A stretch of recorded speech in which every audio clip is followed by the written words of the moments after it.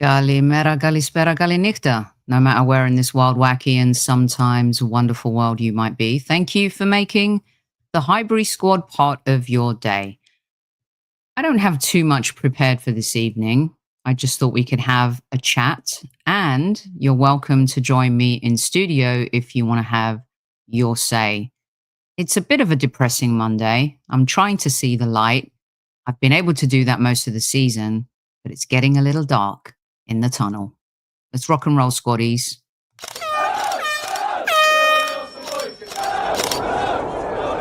Mind the gap between the train and the platform. Please stand clear of the discussion doors. The next stop is Highbury Squad.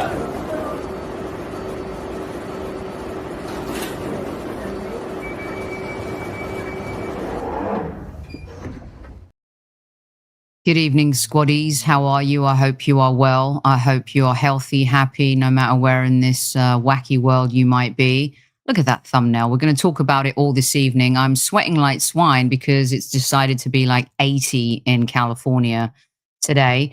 How are you? How is everyone? Excuse me. I just had some fizzy water before I came on air. And, the old belch just comes naturally, doesn't it, after you've had some fizzy water. At ease, squaddies, at ease. Let's get up to the tippy top of the chat box, shall we, and see who's in the house.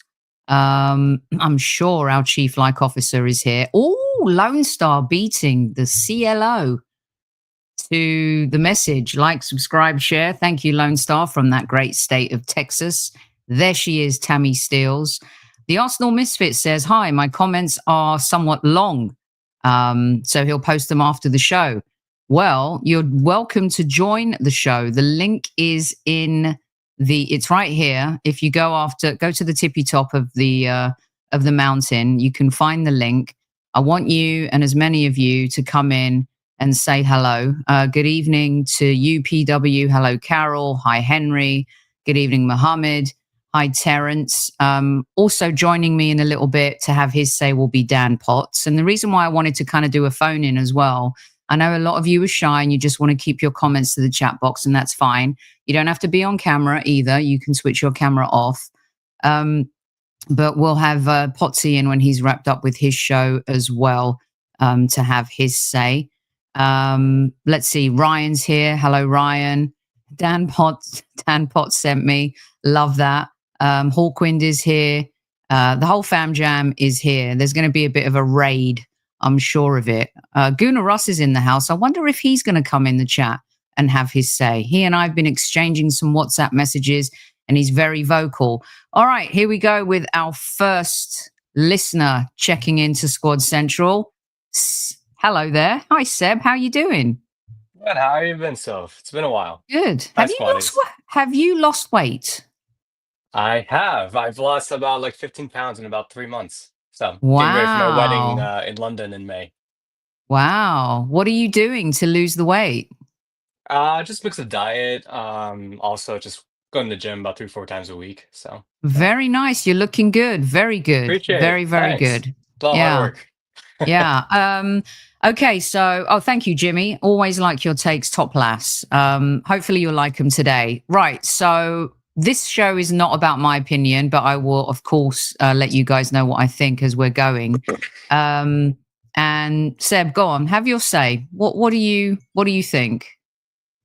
And Newman, I'll be phoning in tonight. What's the phone number? Newman, why don't you come in and have your say? You don't have to be on camera. Let's see ya. Go on, Seb. Yeah, no, I think it's a season, unfortunately, that we have to write off. And I think there's a lot of learnings that we need to come out of this. I think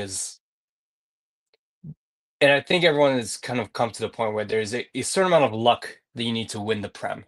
And I think this year has not been favorable at all for us. The luck has, I'd say, nil to us. And I think that's unfortunately where we stand. I think, we have a chance in the Champions League to prove that we can do better than we did last year. But I think that's the only venue. I don't think we're going to be able to catch Liverpool at this point. I mean, they are in top class.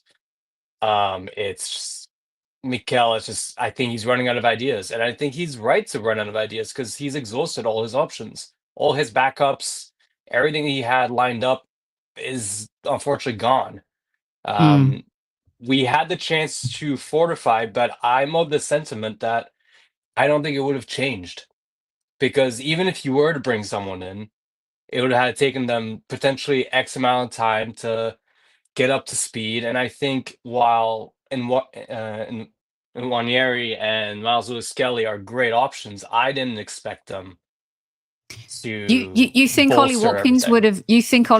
would have needed time to get up to speed with the Yeah. Premier League? But I mean, maybe with Arsenal, but with the Premier League, I don't Not with the think so. Prem per se. I think with Arteta's management, and if you listen to every single person that's come into or even has gone and has been in Arteta's, I'll say, squad of sorts, or like been influenced by it, they all have said he's very technical. And I think for a lot of players coming in, they don't expect it. They expect a certain amount of technicality coming from Arteta. But I think this is a point where it's almost like you have to like, you need to get your brownie points as you go. And I think that's the only way to do it. And same thing happened with Ethan, Maslow, Skelly. Like I think they've gone to that point where they've had to prove themselves. And I think Ollie would have had to do the same thing. Okay, so the reason why I kind of wanted to, and a lot of the squaddies reached out and said, can we have a phone in? But then when it comes to the phone in, like Tom Canton says, like people get shy, and I get it, right? You don't have to be on camera if you want to have your say, step in. But a lot of them are making their comments known in the live chat, as they always do. The journey versus destination for me, and yes, Donna Potts is a wonderful woman. There's no doubt about that, is because Arteta has been selling this journey, right? And I've loved the journey over the last 2 seasons. It's been absolutely phenomenal. But when a plane takes off, right, eventually it has to land. Every passenger really wants that plane to land. The journey, in-flight entertainment, your food, hanging out with your mates, taking a nap, watching the entertainment, the journey's enjoyable. But eventually you've got to land. And Arsenal's journey has been great, but eventually the journey has to reach a station, a destination. And I've loved it. And I'm all about the journey. Life is a journey, right? But in life, this journey takes you to various destinations, weddings, births, deaths, unfortunately. It's part of the bigger picture. And he's failed to land the destination because I think he's become too obsessed with the journey. Is that fair or foul? I think it's fair, but I think it's also right. Like I think all the parts that you need for your plane to fly this season has gone. They're gone. He's had to bail. He's had to switch planes mid season, which or like switch trains. And like I think like that's been the challenge, is trying to champion a team to the end that he was ready at the beginning of the season. And last year we saw it. Last year we were just there. And if all the parts are going, all the cogs are going, we can do it. And I think he proved that last season. But this season, I think it's fair to give him some grace. And I think yes, I would have ideally wanted a closer gap to the top and winning it. But I'm of the mindset that there's only so much one can do, and I think he's run out of options. Yeah. There's a comment here by BX Gunner, and I'll get you out on this one, Seb. And by the way, you're the only one that hasn't chickened out so far. So hopefully there'll be a couple others who want to join in the live chat. This comment, not Man City have had injuries. Where's it gone? I thought I clicked on it, but of course I didn't. Here it is. There's nothing wrong with being the man before the man as long as you know when to step away. Mikel's not going to step away. It's like when you climb, what's that mountain in Peru? Machu Picchu, right? Machu Picchu, yeah. Yeah. And there's various stations, right? But there's a guide. There's the one dude or dudette that takes you to the tippy top. And a lot of the times we've heard this Brendan Rodgers analogy. Mm-hmm. And some managers are closers and some are not. We could have closed the deal in the improbable season. We should have closed the deal last season. And this season we have regressed. Could it be that despite Mikel having a fully fit squad last season, hardly any injuries, and we still couldn't win the league? And I know people are going to say, well, Man City are crap this season, we haven't capitalized. Well, I think maybe there was a little arrogance that we were the only ones that would be able to capitalize on a shit Manchester City. The arrogance of that is really quite palpable, because how do you know that other teams aren't going to improve? And it just so happened this year that Liverpool are the ones who have had less injuries and have been able to capitalize. So the question is Mikel a closer for you? I think he still has to prove it to me. And I think next season will define it for me. I'm a pro Arteta person, and I think I've been that since the beginning. He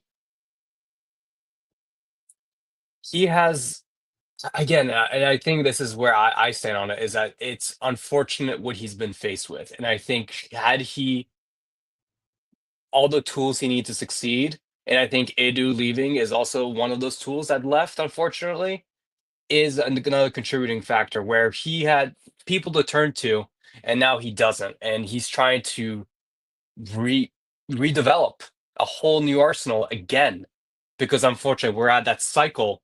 And we're starting to see it where the players that he brought in, like Ben White and whatnot, even though are great, they're starting to fall off the wagon, and now he's got to recycle it. So this upcoming season and this summer is going to be season defining for Arteta. And if he doesn't pull up his socks, and I'll say Arsenal in general, this summer, I don't think Arteta will be the closer. And I think we're going to have to bring in someone with more pomp and circumstance that can bring it all the way. All right. Good stuff from you, Seb. Thanks so much for joining. Let everyone know, are you still off social media or are you back on? I'm not on X anymore. I took myself off just because I can't stand the vibe on that platform. So I'm on Threads and I'm on Instagram. It's Sanajust, SSANNAJUST. Okay. Yeah. All right, perfect. And keep up the good work. You're looking exceptionally handsome. I think Hawkwind said he's way too handsome to join the show on camera, but you've proven that handsome definitely works on camera. Seb, at ease, and thanks for joining. Take care, mate. Cheers. Okay, bye. That's Seb there. Please go give him a follow. Really good Gooner. And like Henry says, hit the like button. Next up, a glutton for punishment, Mr. James Johnson in the house. Hey, I'm bringing ugly back. Let's go. You just had the good looking. Oh, no. Handsome comes in all shapes and sizes. And let me tell you, JJ, you've got it going on. There are a lot of women out there who love the long hair and the beard. So keep it rolling. If I wasn't funny, I'd be screwed. I 100% agree. 100% agree. The floor is yours, my friend. The floor is yours. So, Sophie, what do you want to talk about? I know, obviously, you've brought it out here. Well, here's what I did. All right. Why don't I just show the squaddies what I've done? I put together a few slides. I didn't deserve any slides post-game show. I didn't work on that. The journey versus the destination. Then Edu appears in this journey versus destination slide right here. He doesn't anymore. No, but there's a reason. It's not just about the striker. It really isn't. I'm sick and tired of this narrative. We scored the most goals in our history last season. And I wanted to point out to the squaddies, I've got slides from months ago that are still relevant today. Arteta versus the Cronkies. Arteta owners when things go well versus not. When things go well, Arteta's the hero. When they're not, it's the owners. Yeah, everyone keeps telling me that he's been given close to 800 million to spend. Who has the power? Again, an old slide. I brought these all out. Players versus manager, system versus form. Is it the way we're playing? I didn't like Declan Rice's frustration. This scares me, a player like him. I could go on, relying on teenagers to save the season, relying on Marino to save the season up front. The defense, David Raya makes some great saves. Was he to blame for Lewis Skelly getting the red card? Because he was, I mean, the list goes on and on and on. The floor is yours. Yeah. So the one thing I will say, and this is the thing that I'm most passionate about now. And you know me, Sophie, I've never been scared of upsetting people. I do it quite often. That's why my channel is the size that it is, because I feel that I don't go with what the main line should be. I don't toe that normal line. I think it all boils down to basically the failed recruitment of the summer and then in January. And it's like you said, I saw so many people, especially on Saturday, that were like, oh, if we could make any change at half time, what should it be? The board, the board, the board. Let's get this right. I'm not 100% sitting here saying I absolutely adore every single thing about the Cronkies. However, since they've had full control, they've pretty much backed Arsenal more than Arsenal have ever been backed in their history. This manager has been backed not only in wages for himself, which, if you want to get down to it, we can argue whether he justifies the wage that he's on, if we're really going to get to it. But I'll save that. I'll park that for now. In terms of transfers and wages, he's been backed more than any other Arsenal manager in anyone in this chat's lifetime. And yet we're still having these excuses instead of the results.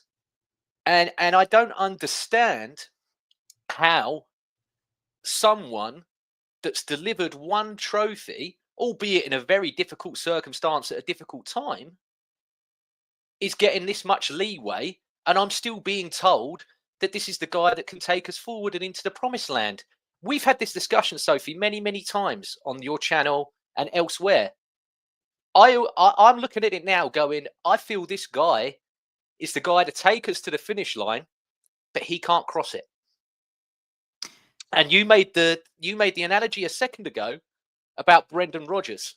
Well, I think Arteta is slightly better than Brendan Rodgers was for Liverpool, but I still get the vibe that he isn't the person that's going to take Arsenal over the line. And I laugh, Sophie, because fans keep telling me, oh, in the summer, James, we'll get that striker. We'll get that striker. And that's the final piece of the jigsaw. This isn't a jigsaw, Sophie. We've got ambitious footballers and ambitious people in life here. So by the time we get this striker in the summer, guess what? Gabriel or Saliba's going to get tapped up by Real Madrid. And if they probably do get tapped up, they're going to go, aren't they? They're not going to stay because they want to win something. So then, after all that about getting the jigsaw fixed for the striker, I'm going to get for the next 3-4 years, oh, well, when we get that centre-back, when we replace Gabriel or Saliba, James, that's the time. That's the time. And honestly, since the last title that we won, which was the Invincibles at Highbury, Sophie, every single season I've heard, oh, if we just get this one player, if we just get these two players. And I don't want to swear on your channel, so I won't, but... No, you can. There's not a problem. Well, okay. I'm fucking bored of it. I'm bored of every single season. Oh, if we just had this one player. Oh, if we just had that two player. I mean, my nan, rest her soul, used to play the bingo, and she'd be go every week. She'd come back. Oh, I was one number off, Jack. I'm like, yeah, but you fucking lost, Nan. You're out of pocket and you're lost. And that's how I feel. That's how I feel about Arsenal. And I'm like, what? Why is there a section of this fan base? Why is there a section of this fan base that accepts the excuses but doesn't want the result? Because we all want the same thing, but yet it becomes visceral if you want the chat. For me, looking at what come out about the summer and everything else as well, Edu wanted a job that he thought he was guaranteed to get. He didn't get it, but he also felt that his power was being diminished, which it clearly was. Because this is the other thing. People go on about, oh, Cronkies this, Cronkies that. Do you think the Cronkies are going and telling Arteta to sign like 17 left backs, 17 goalkeeper? You know, the reason we didn't buy a striker in the summer is because Arteta prioritised positions which, if we're going to really deep look into it, we didn't need. Because Calafiori at the weekend, my God, in cameos, he's looked brilliant recently. But when you start him, the guy's an absolute liability.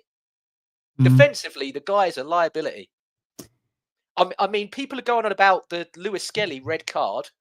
Calafiori should have been sent off before that. Did you see it when he pulled down Bowen? How that never got VAR'd, how he never got booked was unbelievable. He should have been sent off for that. So we should have been 10 down way before Lewis Skelly got sent off. But no one wants to talk about that because, oh, my hair, oh, aura. Yeah. I'm watching you as a footballer. You're not very good, mate. You've allowed Wan-Bissaka, who's a terrible player, to run 40 yards with the ball. I'm sat there thinking, he's going to get there in a sec. He's going to tackle him in a second. He's got to. You just know, back away, back away, back away. And people want to complain about Zinchenko. Vinny and Vesper agree with you, James. Absolutely epic from you.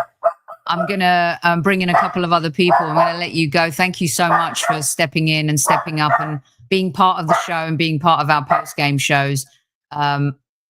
It's difficult, but I just love what you said, and all fair, absolutely all fair. I mean, Vesper's just going over the top with her critique of you. Yeah. All right, mate. Let everyone know where they can find you and tell them about your podcast. Yes, it's there. Just follow me on Twitter, LLCoolJames91, and I'm there. But this is it, Sophie. I want. Why can't Arteta be held accountable? That's all. That's what I'll leave you with, because everybody else seems to have to be, but him. But he's not. And yeah, it's almost like people support. Mural got paint thrown all over it. Apparently, yeah, it's in the tunnel.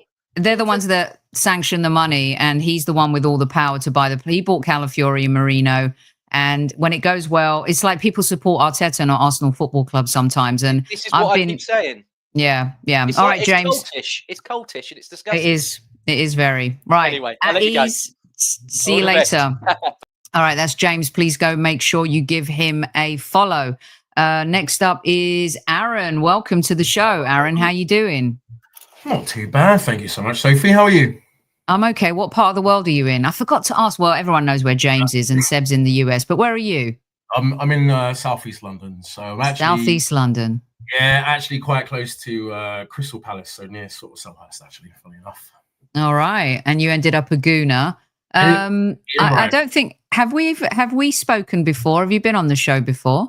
No. Actually, do you know what? Funny enough, I've actually come across your show rather recently.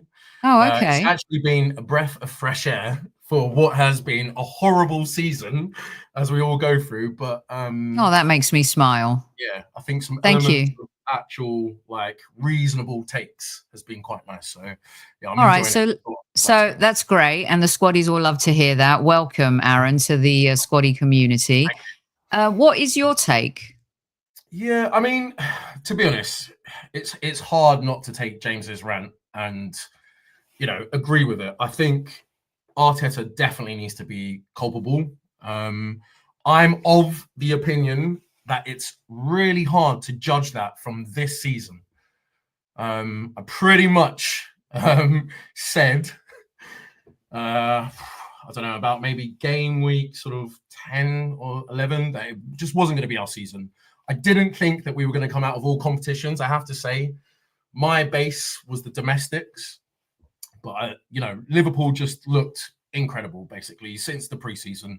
And I don't think we had as much power or force as we have the previous two seasons. So something has looked off. And yeah, I agree. Look, I'm of the disposition that if Arteta doesn't do anything next season, to be honest, I think he's got to go. What are we now? Is that the 6th or 7th season now we would have had of him with, potentially no trophies? That's just unacceptable. I was personally an Arteta, not out, but I didn't want Arteta. I didn't want someone who was, their first managerial job to be with Arsenal. I thought we deserved much better. And I was actually an Emery sort of okay fan. Like, I was willing to give him time. But the honest truth is Emery wasn't good enough. And even though I've not backed Arteta initially, I have to say he's won me over. I think we've had to come from a really long way, as a fan base, as a club. I don't think we were anywhere near as big as we thought we should be. And I think Arteta has brought the fans together and has brought that aura. And for whatever reason, this season is absolutely crap. It's falling apart. We've had countless injuries. you could say what you want about the referees, but I don't think they have been that kind to us. And any team that gets red carded early on in your ambitions, you're going to falter. You're not going to be able to get going. And I think basically this season has just been one of those unfortunate ones where we've been unable to really get that momentum.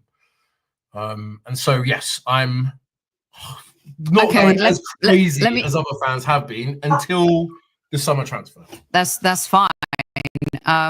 So what would you say if I said we've played crap most of the season, even when Saka was okay?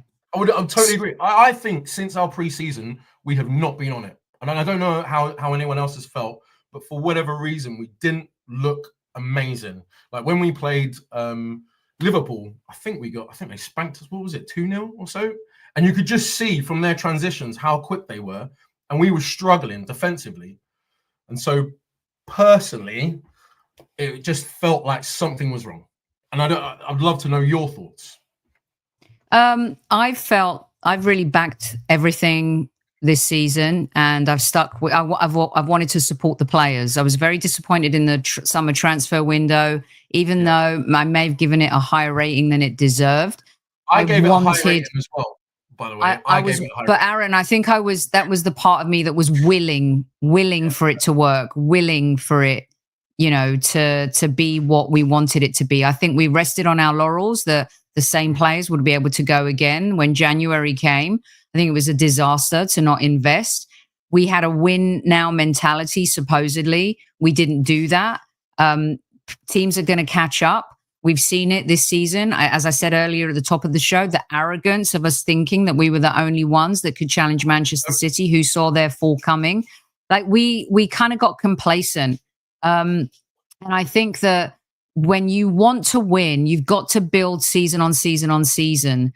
And if you get 100 million for Declan Rice, you've got the 2 Rolls-Royce defenders, go buy a Rolls-Royce striker.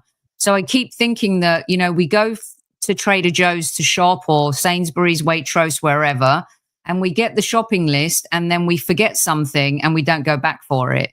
And it's remiss of the owners. It's remiss of the executive board. It's remiss of Mikel. And I actually think that it's easy to blame the owners. And the next guest coming up is going to absolutely, I'm sure, rip the owners to shreds. But Mikel Arteta is the powerful one when it comes to choosing the players. And I also think that maybe there was something more to Adu leaving than meets the eye. And that is something we'll either find out in a book 5 years down the line, or we'll never find out at all. Give me your final thought before I go to our next listener. Yeah, absolutely. I would just say, it feels like a mess, but we've had 2 previous great seasons. I think we should give one more, get behind the team, and I do think we're going to win some silverware. I do think, as a person that didn't think Arteta could do it, I do think he will bring us some form of silverware. Whether or not that's the Premier League title, I don't know, but something's coming. Well, Aaron, thank you so much for finding Highbury Squad. You're officially now indoctrinated.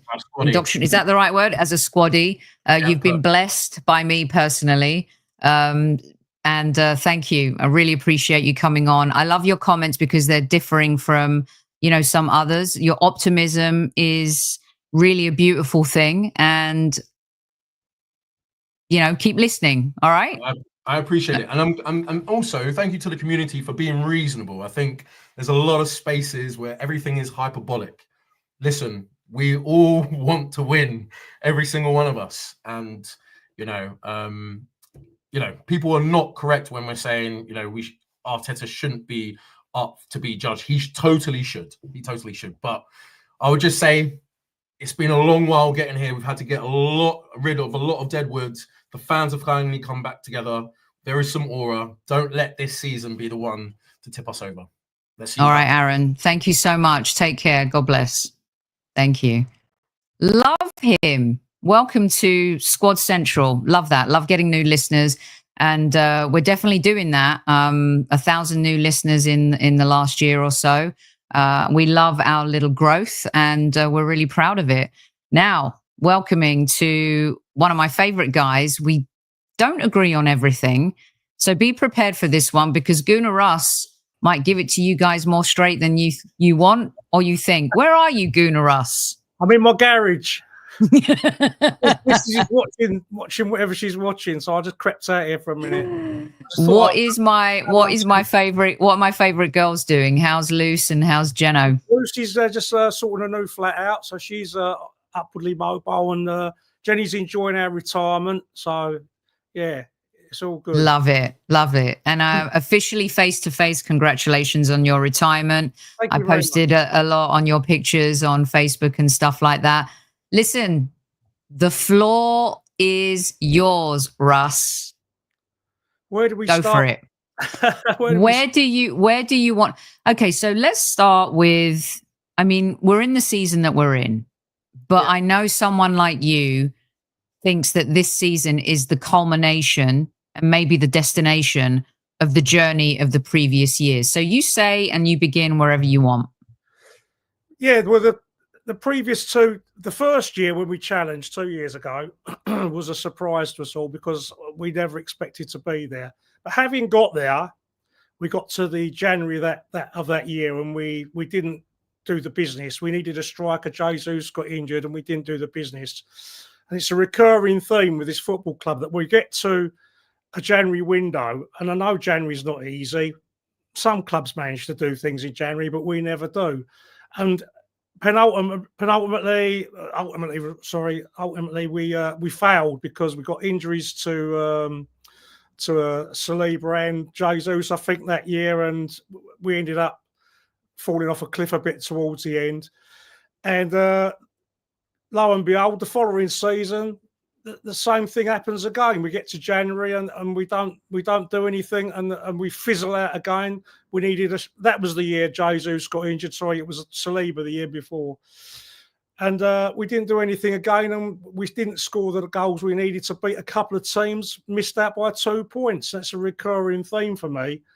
One of the problems I've got with Arteta is not as a coach. I don't like the role of him being a manager.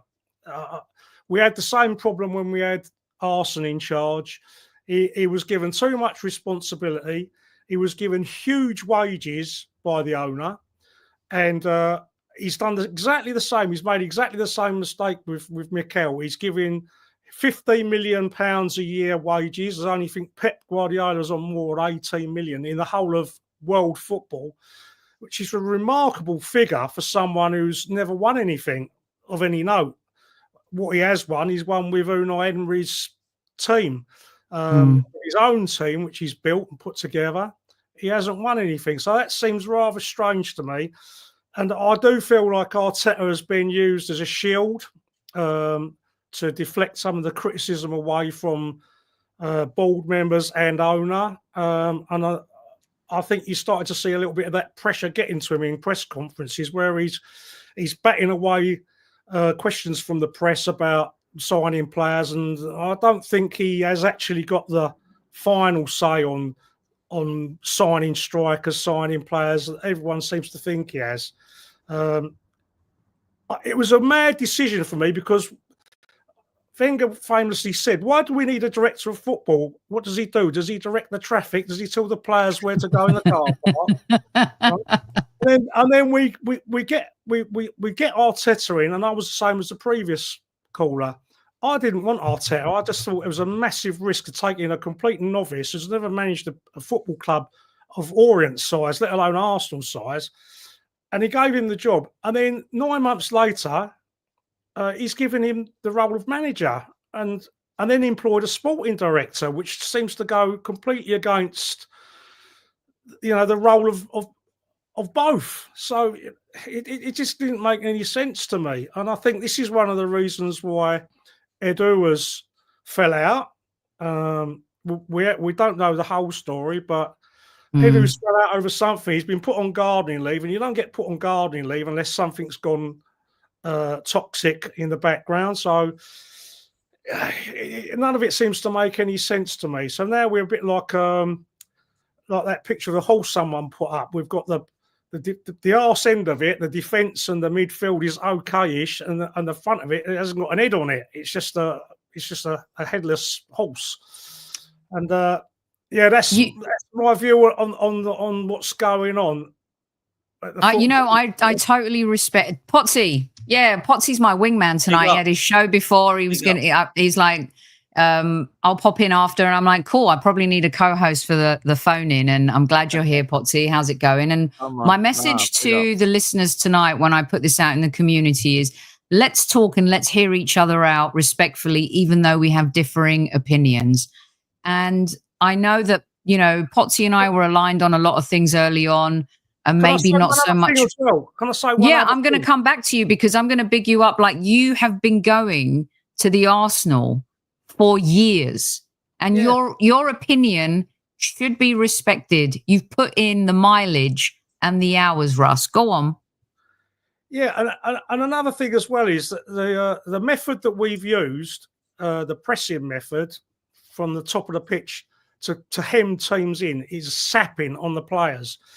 And to ask the players to carry on doing that for 3 years on the bounce without any help, I think that is one of the reasons why we fell off a cliff this year. Mm. When you see Manchester City in the same boat, their legs have gone. Players like Gundogan, Kevin De Bruyne, even Foden, their legs have gone. They just haven't got that in them. They have to carry on doing that for year after year after year, that intense pressing, 12, 13 kilometres games, every single game. Odegaard's fell off a cliff this year. He hasn't been the same because of that.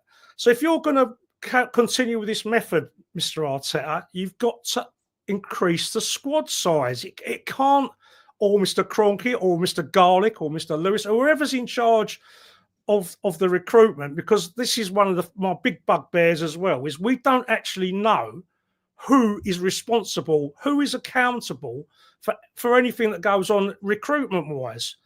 We're always told we're trying, we work hard together, we're going to do bits in the summer, but we're getting told that every single year. And like the previous callers, we're getting a bit browned off with hearing the same thing over and over and over again.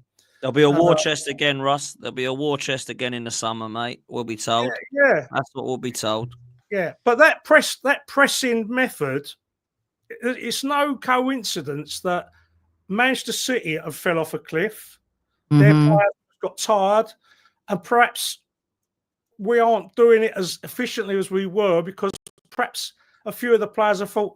I don't know if you've ever noticed Odegaard when he puts his arms up in the air and he waves to the crowd to try and get everyone up. But he's also doing it to teammates. Sometimes he presses, he runs, he looks around, there's no one there. He's on his own. It was him and Havertz doing it all. Havertz absolutely working his knackers off to press and press and press. I don't know if you remember the game Wolves. He was actually physically exhausted at the end of that game. He'd run himself into the ground. He had to be helped up. He was so gone. You can't keep doing that to players. There's got to be Russ, Charles Watts was on last week, and he said that he wished he could have gone and helped him get. He's like, if you can't see that he's absolutely gone, then what are you seeing, right? Russ, do you want to stay on? I mean, they're loving you right now, and do you want to stay on for a little bit with us? Yeah, as long as my battery doesn't run out. All right. As if when your battery runs out, you can go. Pottsy, you're going to have your say. And hola. Now, here we go. This could be trouble. Brandon. All right, bro. Hello, Brandon. Everyone's welcome. It's a phone-in show, you guys. We do not discriminate here. And as I said, respectfully, we may have very differing opinions, but we're going to hear them anyway. Pottsy, before I get to you, Brandon, and Gooner Russ, is way too popular to let go at the moment. Pottsy, I haven't unfortunately caught up on your shows. Luckily, Tony had a car show I was helping her with over the weekend. So I only got to see our game and I missed out on a lot of stuff. I haven't been able to catch up on your post-game shows and stuff. But I can imagine. The floor is yours. Well, look, I mean, if I'm honest with you, Russ and Brandon have come on at a good time for me because there's not really any opinions I'm going to disagree with them on. I don't think there's many that they're going to disagree with me on, really. I'll keep it quick because I know Brandon's come on and I know he wants to have his say, but I feel like we failed at every department again so far at this football club, whether it's ownership, whether it's board level, whether it's manager. And I think you can look at every department for different reasons and start to point blame towards them. The ownership have neglected both transfer windows, in my opinion. The board, we've put our sporting director on gardening leave and we've given someone an interim job and told him not to bother doing anything. So the board are definitely to blame. And then you've got the manager who, for whatever reason, whenever there's pressure on at Arsenal, we crumble. Now, you can look at the players towards that as well, but essentially it comes down to the manager to try and get the best out of this team. And if we are struggling or faltering, to actually change stuff, look at it formation-wise or actually bring on something to change the game. And I think we've failed at that as well so far this season, hence why we've gone out of all of the competitions other than the Champions League, which no one's confident about us winning. And hence why this weekend we've just confirmed that we can't win the title. So really, it's been a failure of a season again. And I just want to know now where we go. What happens now? Because in May, it will tell me a hell of a lot. I know what the problem is at the club anyway. I'm with Russ, right? But it will tell me a big question about where we're going in May. Because if we don't win anything, this manager's got to get sacked. Now, the reason this manager won't get sacked is because the owners are more than happy with getting Champions League football, and they have absolutely no ambition whatsoever to take us across the line and win a Champions League or a Premier League. The transfer window showed us that. Right, it was absolute disgrace, nothing more than that. So for me, they need to sack him in May if he does not win a Champions League or this Premier League, which is now looks like it's gone.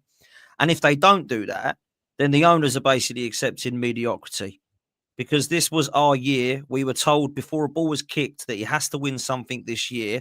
Then what happens? Man City are nowhere to be seen. I cannot believe our luck. We're rubbing our hands together. This is unbelievable. It's Arsenal's title, right? We were told we can't win it because of Pep Guardiola for 2 years. He's the reason. Then this other guy comes in with a bald head and he starts to get ahead of us. And we're like, who the hell's this guy? Arne Slot. There's nobody better than Mikel Arteta. Arne Slot's better than Mikel Arteta. Where did he come from? I was told there was nobody better. So this is where I'm at. There's so many problems right now at the club, top to bottom. It starts with the ownership. Definitely looks at the board level. I don't know why Tim Lewis is calling the shots when he's a lawyer, not a football man. I don't know what this Richard Garlick has done. I didn't know what Vinay did, but it didn't look like he did much because Richard Garlick's taken his role. Weren't too sure what Edu's involvement was, but apparently it weren't too much because Jason Ato just gets it. There is two people with powerful voices at this club. One of them is Josh Kroenke and the other one is Mikel Arteta. So if you're not happy right now, you can't be happy with them two people. And I'll leave it there. Go on, Brandon. Sorry. Or Soph. No, go on. You're co-hosting. I don't care. This isn't, I want everyone to listen. Here's what's happening, right? Is that at the core of it all, I know we all love our club and we see it from different perspectives and we all have differing opinions. Sports for me has always been about winning. And I'm happy with the journey that we've been on. But at the top of the show, before you guys came over, I was saying that eventually the journey has to lead to a destination. If I'm working, right, I was working for 20th Century Fox or Sony Pictures, and I'm starting off as a manager. I want to get to director level. I want to get to VP level. I was enjoying the journey, but my destination was always to get promoted, was always to have something at the end of the road that I was working towards my goal. And in sports, you have to be able to be working towards winning. Now, how we approach that as fans and what we think, I respect everyone's opinion, as long as it's not abusive and it's not kind of freaking crazy and you're not going mental on people. But Brandon, I know a lot of my listeners are like, oh, this is where the chat gets violent, is what Newman said. But you're welcome here too to express your opinion, and I'd love to hear it. Yeah, I mean, I don't know why that person in the chat seems to think it's going to get violent. It isn't, you know. Dan will explain Newman to you on another day. He'll explain Newman to you on another day. Cool, man. Newman's on another level. Newman's on Mars half the time, bless him. I love Newman. That's okay. It's all good. I agree with what you said, Soph, about, you know, we need to start winning now. Unfortunately, we're in a position where we are a mess from top to bottom.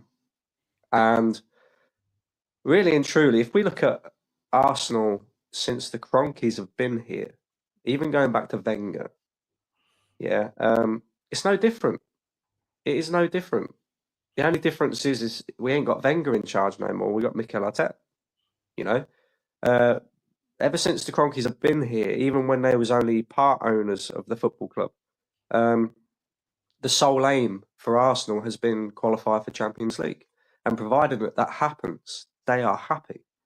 And, you know, it's the same situation again where, you know, Mikel Arteta, his only real goal that the Cronkies expect of him is to qualify for Champions League football and bring that money in.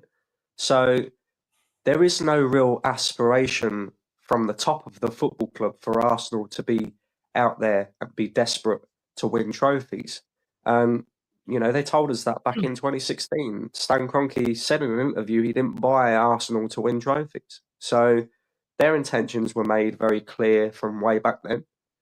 And the only way that this football club can be successful in terms of winning the major trophies under this ownership is if we have the best in class running the footballing side of the football club. Now, that means bringing in the best sporting director you could possibly bring in. That means bringing in the best possible manager that you could bring in, somebody with a CV, somebody who's been there and done it, you know, and won it before. That means alongside that, bringing in the best available players. Unfortunately, we haven't done any of them. You know, we brought in Mikel Arteta, who had never managed a football club ever in his life before. We brought in Edu Gaspar, who'd never been a sporting director. Okay, he did a job at Brazil, but that's a little bit different to being in charge of transfers for a big football club, especially one that's the size of Arsenal. So we kind of messed up in a way there, although they have been, let's just say, lucky in a way, because Arteta and Edu haven't been drastically like horrible for Arsenal. They have got Arsenal back to the point of, you know, competing again. So whilst a lot of people would say, you know, get him out, get him gone, you do have to respect the job that he has done in terms of getting Arsenal to compete again. 100%. But unfortunately, he's just not the guy to get us over the line, and he keeps proving that year in, year out. You know, every time we challenge for a league, we seem to falter. And it's not just down to him. You know, I think especially at the weekend when we played West Ham, you have to really look at the players and say, do you want this? You know, we spoke about this last time, Sophie. I'm sure. You know, last season, at the end of last season, the manager and the captain was there at the Emirates when we all clapped them at the end of the season, and they said, "Don't be satisfied. We want more." But when the push comes to the shove and we reach the critical moments in the season, that manager and them players never ever show us that they want more. And I was very disappointed in the players at the weekend against West Ham, because, okay, I understand we have injuries. You know, I understand that our first choice front three are all out injured, but that's no excuse. You know, that's no excuse for the senior players in this team, especially. You know, I'm looking at them players, and they're all looking to poor old 17-year-old Ethan Wanyeri to come up with something. You know, why are you looking at the poor 17-year-old kid who really and truly shouldn't be playing as many minutes as what he is for Arsenal, because we should have, you know, invested better in the summer? And you're looking at this kid to do something. How about, as a senior player, you step up and do something yourself for a change? How about you take responsibility? You take accountability. Yeah. How about you grab the game by the scruff of the neck and say, look, I'm winning this game for Arsenal today. And nobody wanted to do that. Declan Rice was atrocious. Yeah. Calafiori was atrocious. I've always had doubts about his defending. I know he's very good going forward, but I've always had doubts about his defensive abilities. And he proved that again at the weekend when he allowed Wan-Bissaka the freedom of the right-hand side just to cross that ball in. And Martin Odegaard, I've got to talk about this guy because captain's armband. Now, if you're a captain of a football club, a big football club like Arsenal, you don't always have to be the guy who talks on the football pitch. You know, Patrick Vieira was a talker. He was a guy who would, if you weren't performing, he would be in that dressing room grabbing you by the scruff of the neck, right? Tony Adams, very much the same. But you don't always have to be that guy. Sometimes you just lead by example on the pitch. And if you watch the example that Martin Odegaard set against West Ham at the weekend, you can understand why the rest of the team was appalling, because he was absolutely atrocious. He did nothing to show me that his words at the end of last season, "We want more," meant absolutely anything to him. I'm watching clips on Twitter of Trossard receiving the ball on the left-hand side and he's running away from the ball, hiding once again, you know? So it's players like that that I expect better performances from. I expect, especially players like Odegaard, who are paid well above £200,000 a week, by the way. You know, I expect a lot better from them guys. Then the manager. A lot of people want to tell me that we've got to play Mikel Merino up front because that's all we have. We don't have anything else. That is not strictly true, right? So we played Mikel Merino up front at the weekend. I totally understood it. I had no issue with it. The guy's just scored 2 goals in the last 10 minutes against Leicester. He's high on confidence, you know, and okay, he's never played that position before, but maybe he could do something. You know, he's big, tall, physical presence, very similar to Havertz, and maybe we could work off of that. But when you see that that's not working, you have to do something different. You know, you have to change something, whether that be the tactics, the personnel, just the overall game plan, whatever it may be, you have got to change something. Our manager's answer to that was, let's bring on 2 left-backs to win us the game. And he did that last season, which cost us against Aston Villa. You know, he makes silly errors in the big moments. Now, I'm looking at the bench and I'm saying, you've got a striker on the bench. Okay, he's a youth academy product. We've never played him before. We've never seen him play first team football for Arsenal before. But he's actually a striker. He is going to make the natural movements of a striker. He has probably got the natural instinct in front of goal as well, which Mikel Merino, as a defensive midfielder, does not. We're 1-0 down. You've got nothing to lose, Mikel. Throw the kid on, see what he can do. He can't do any worse. He can't do any worse. And he chose not to.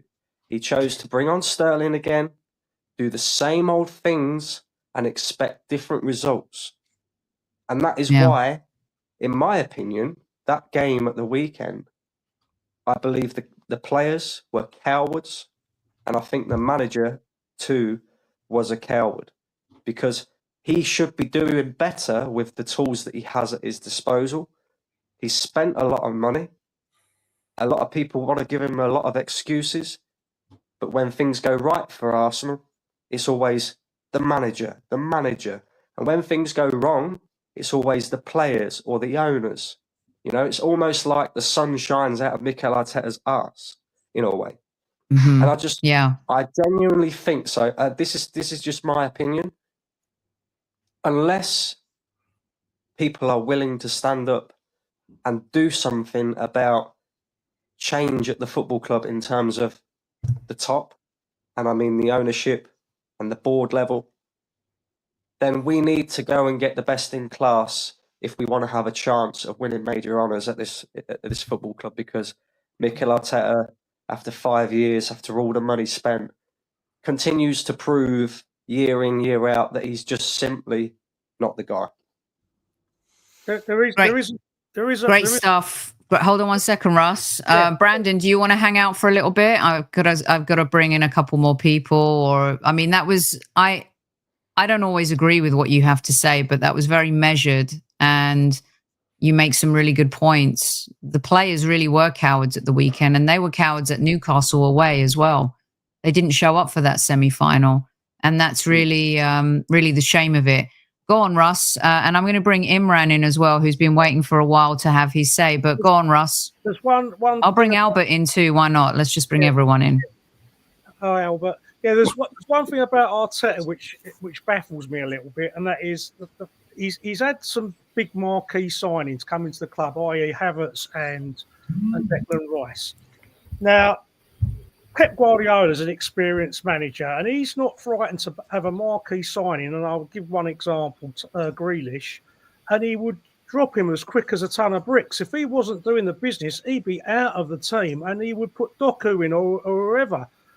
Reputations mean nothing. The size of the transfer fee means nothing. But with Arteta, it seems to be he will shoehorn players into that side just to make sure that his big signings are playing. And that's one of his big faults, I think. Playing with Partey and Rice the weekend wasn't necessary. It wasn't necessary. And what on earth he was doing with Marino, he played him up top against Leicester for the last 20 minutes. And then for the whole game, Marino was playing everywhere else, but up top, it was just like I couldn't believe what I was watching. He was just Havertz. He was like, I found that a little embarrassing, actually. Even though I wanted him to roll the dice with Marino, like 80 minutes in, I was sitting there and I was thinking, "Wow, look at." I know we've had injuries. Our front three are injured, all with hammies. Those. But that's a tactical. Well, it's just a complete balls. He didn't even play up front though, Russ. Marino did he? He didn't even play. I said he did. If he'd have been just playing in the centre forward position, and then they could have bunged early ball into him. Well, they didn't cross to him either. That's the problem. Do you know what else I'd say? Just to add to that, Mikel Merino hasn't played many 90-minute games for Arsenal this season. So I was very surprised to see him play pretty much 90 minutes against West Ham anyway. Because, you know, he can't be up to match fitness, surely. You know, I know the guy trains and all the rest of it, but match fitness and training is obviously a different thing. Yeah. Not only that, you're playing the guy out of position as well. He admitted himself he hasn't played there since he was 8 years old. But to me, like, this is a modern-day football issue. And the reason why I say that is Mikel Arteta isn't the only guy who refuses to change his tactics mid-game, you know. It's his way or the highway, you know, who refuses to, let's just say, adapt to the players that he has at his disposal. Like, because he should really be adapting to the players that he has at his disposal, but we're still playing in the same way, the same predictable way that we played all season. And Brandon, good evening. Hi.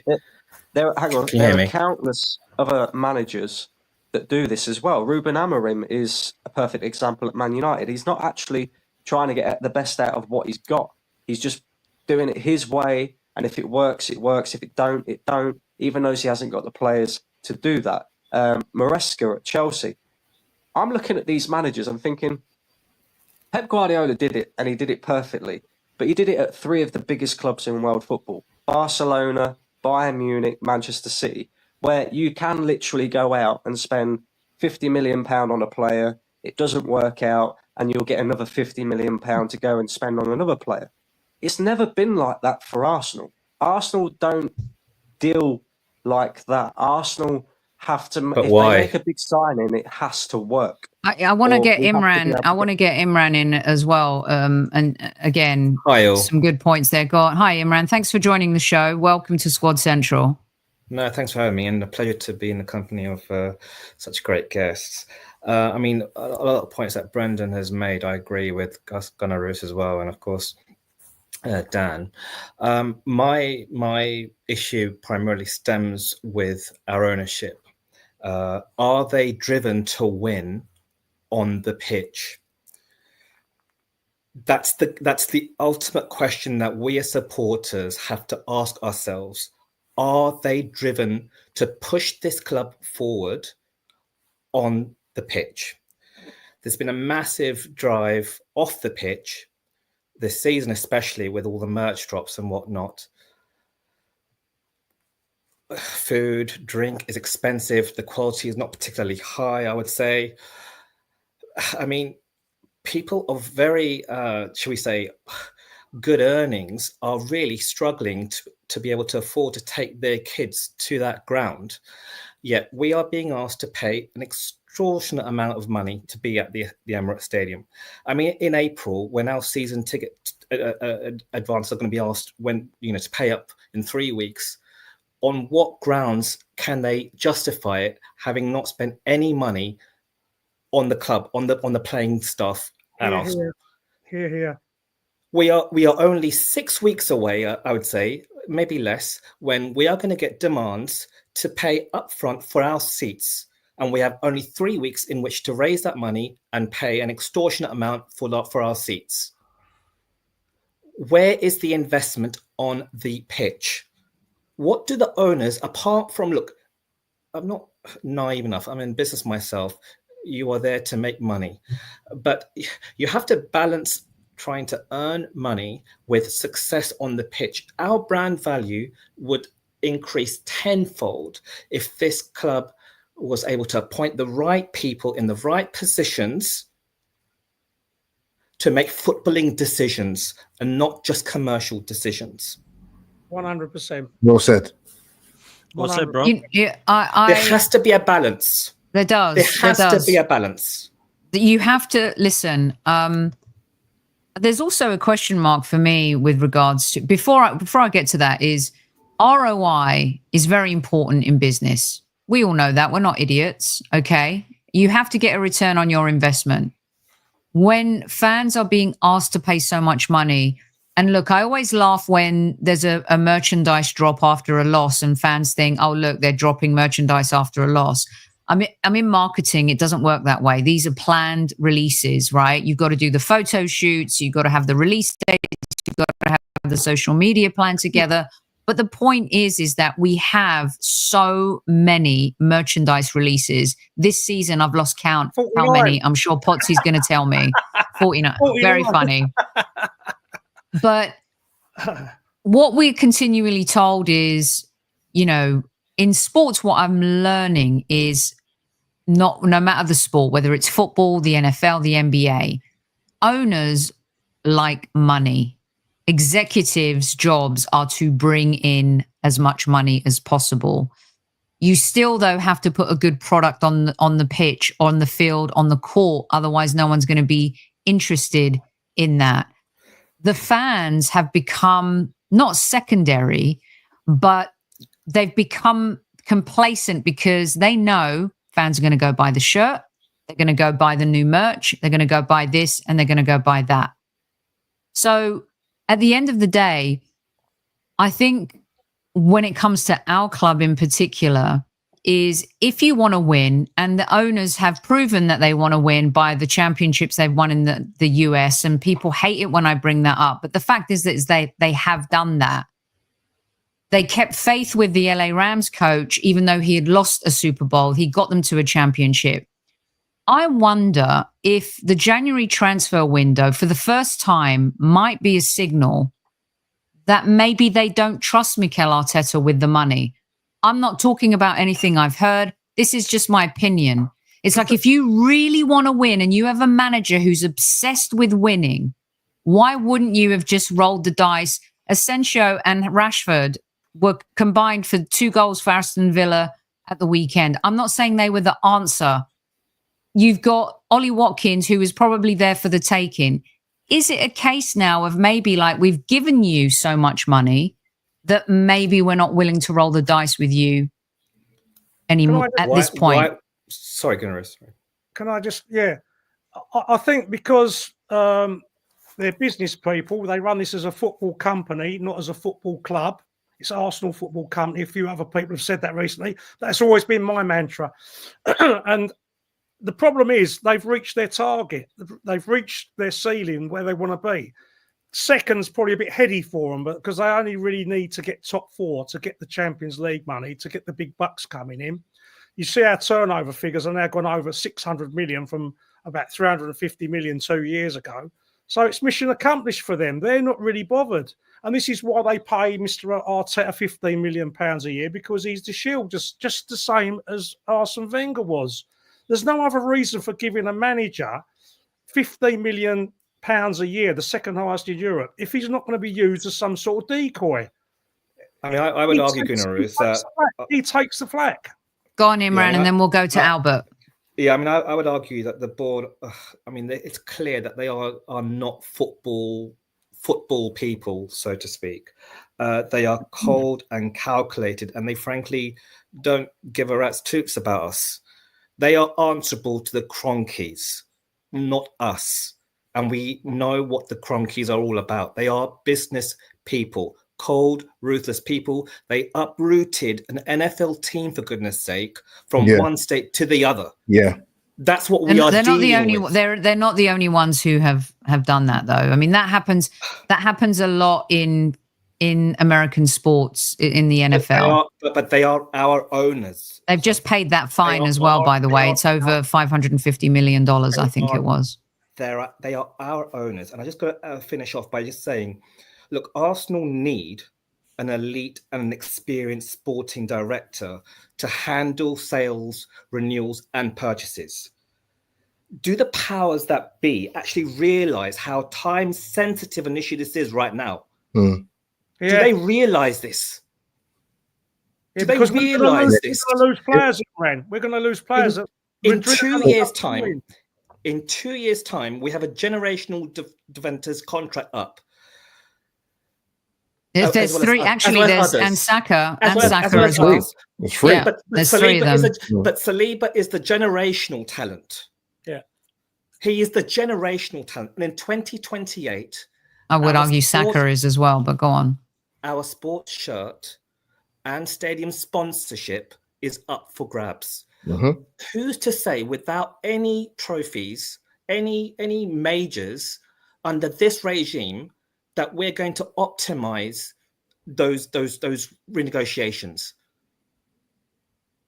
Yeah. Who's to Albert, say that? Let me bring in Albert here. Albert, you're listening to what everyone's saying. Let's get your take.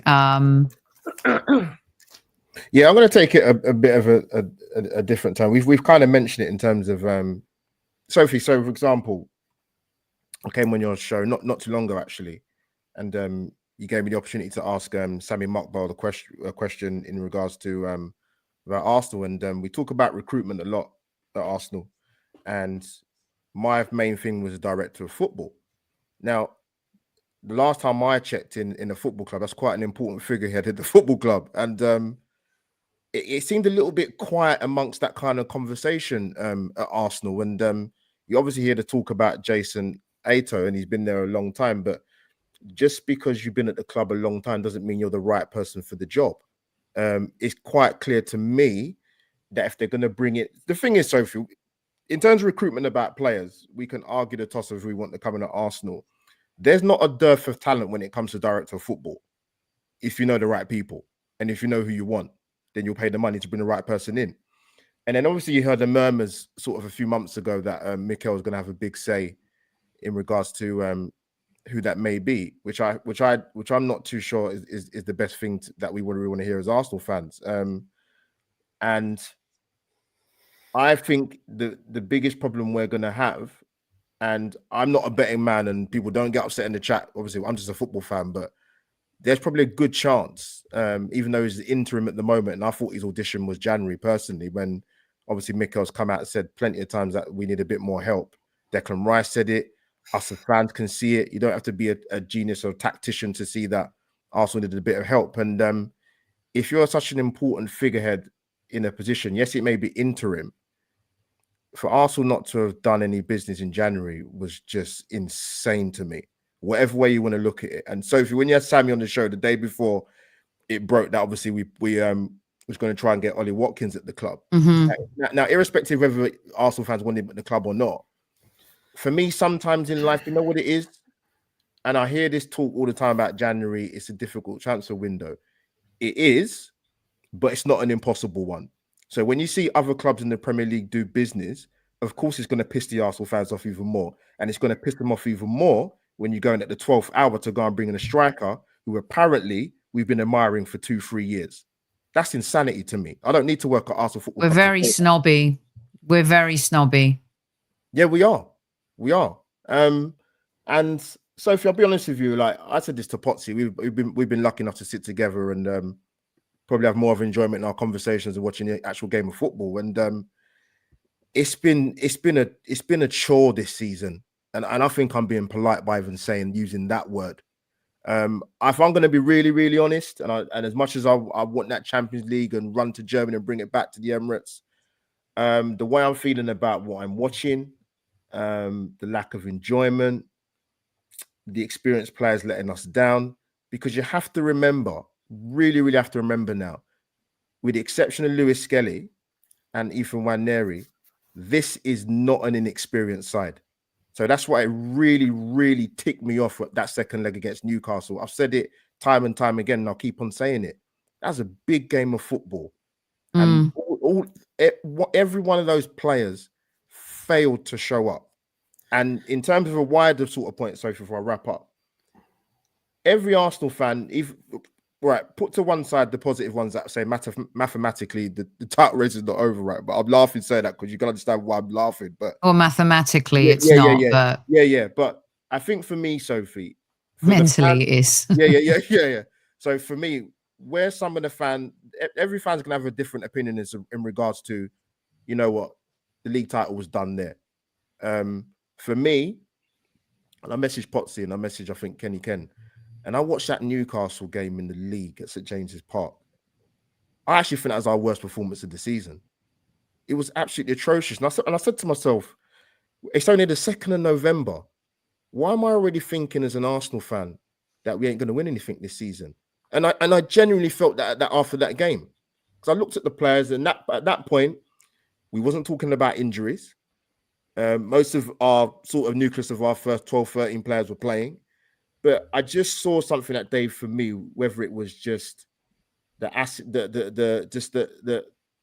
what you see with your own eyes. I looked at these group of players. I said to myself, they're not ready to win major honors. And Sophie, you said it. Yes, we turned over Man City and be humble and the rest of it and all the other crap that came out afterwards. But we had a massive game of football 2-3 days later. And look at the way that team turned up and performed for a 90-minute game to get to a final play at Wembley. It's completely unacceptable because they're not kids. I agree. Okay, so here's what I'd like to do. Been on for an hour and 15 minutes, over 300 of you in live chat. Please hit that like button. Lots of different opinions here. I'd love to get an exit comment from each of you. You can say what you know, this is how we work at the Highbury Squad. Our guests always get to have the last word before we duck out.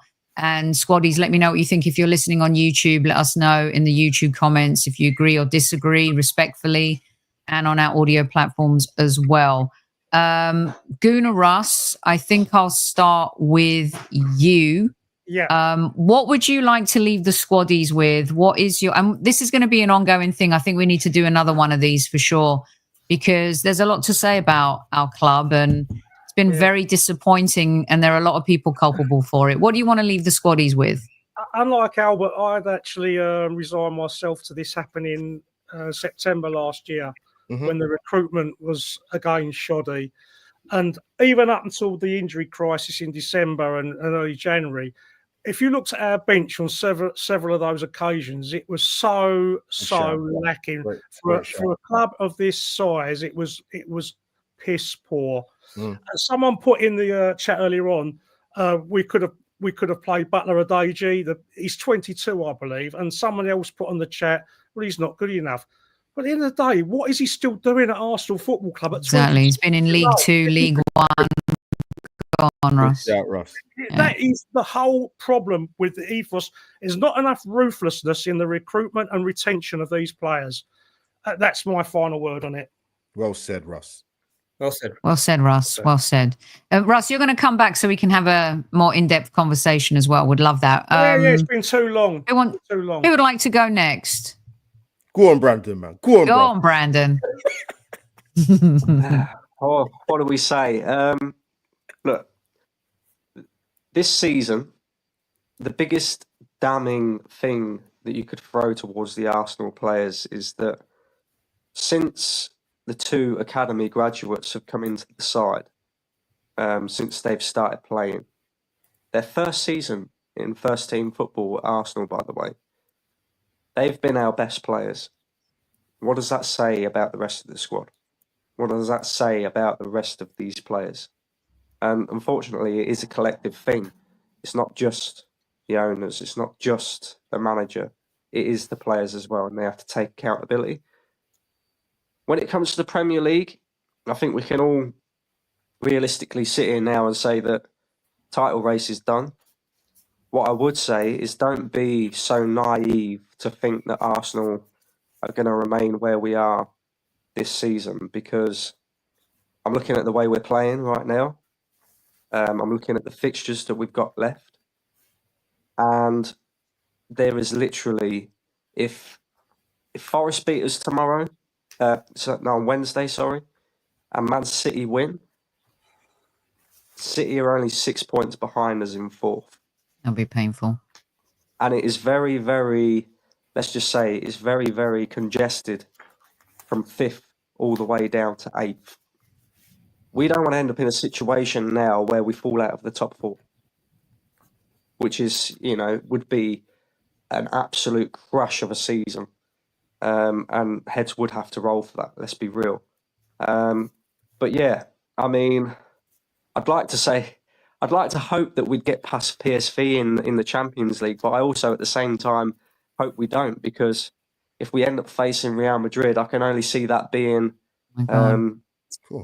Perez showing the likes of Saliba and Gabriel around the Bernabeu, come here, son, come play here this summer. Because if we carry on the way that we are, guys, we've seen it before. Fabregas left, Van Persie left, Henry left. Yeah. All these players left to go on and win bigger things. And these players, this crop of players that we've got here, they won't stay here forever if we continue on this path.